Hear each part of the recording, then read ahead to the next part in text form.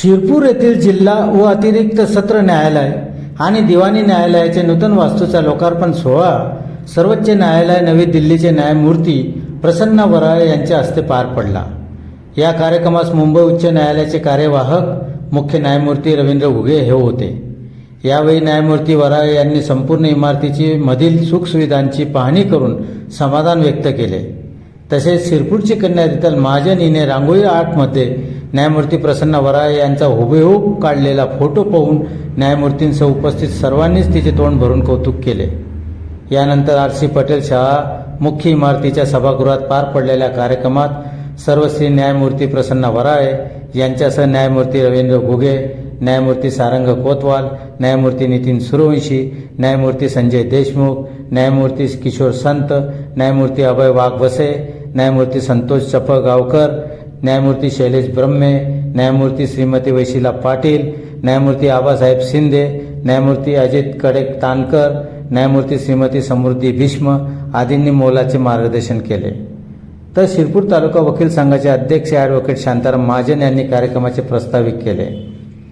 या प्रसंगी यशस्वी होण्यासाठी चुकीचा मार्ग निवडू नका, अन्यथा त्याची पुढे मोठी किंमत मोजावी लागते। सर्वसामान्यांसाठी सर्वसमावेशक आणि सक्षम न्यायव्यवस्था उभी करण्याचे आवाहन सर्वोच्च न्यायालयाचे न्यायमूर्ती प्रसन्न वराळे यांनी केले। तसेच त्यांनी शिरपूरशी आपली कशा पद्धतीने नाळ जुळलेली आहे, माझे बालपण या ठिकाणी कशा पद्धतीने गेले या संदर्भात अनेक प्रसंग सांगून त्यांनी जुन्या आठवणींना उजाळा दिला। अशी पिढी होती, पण असो काळानुरूप बदल झाला पाहिजे। त्यामुळे आता तुम्ही सर्वजण या नवीन तंत्रज्ञानाचा फायदा जरूर घ्या।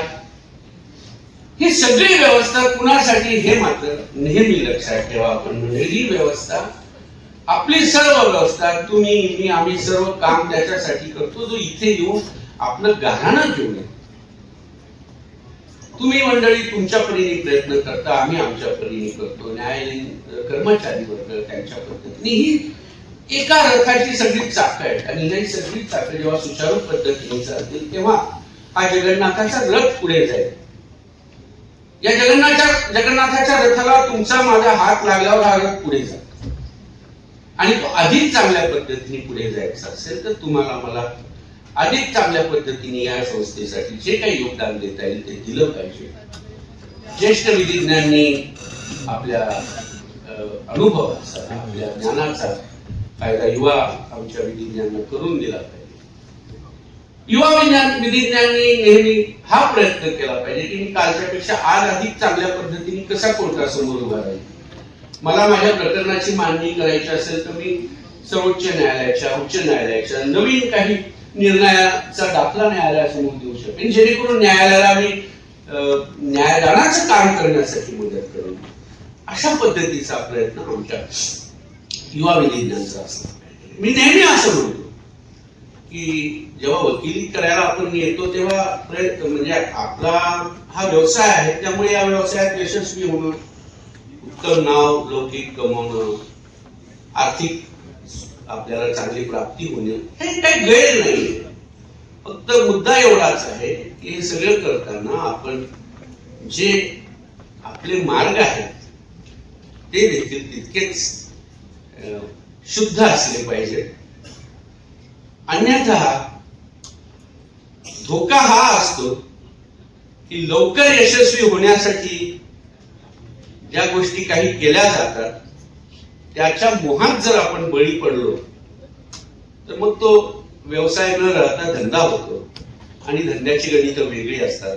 धंद्यामध्ये नफा नुकसान पाहिलं जातं। व्यवसायामध्ये तुम्ही आपल्यासाठी कमवणं हे अपेक्षित आहे, पण त्याचबरोबर त्या व्यवसायाचं पावित्र्य टिकवणं हे देखील आणि म्हणून या पद्धतीने आपण प्रयत्न करूया। या न्यायालयात जेव्हा आम्ही आपली सेवा देतो आहोत ती आमची ही सेवा ही या न्यायालयाच्या दृष्टीने न्यायदान व्यवस्थेच्या दृष्टीने अधिक महत्वाची राहील, ती अधिक चांगली राहील, ती अधिक आपण कुठल्याही दोषविरहित असेल अशा पद्धतीची सेवा द्यायचा प्रयत्न करूया।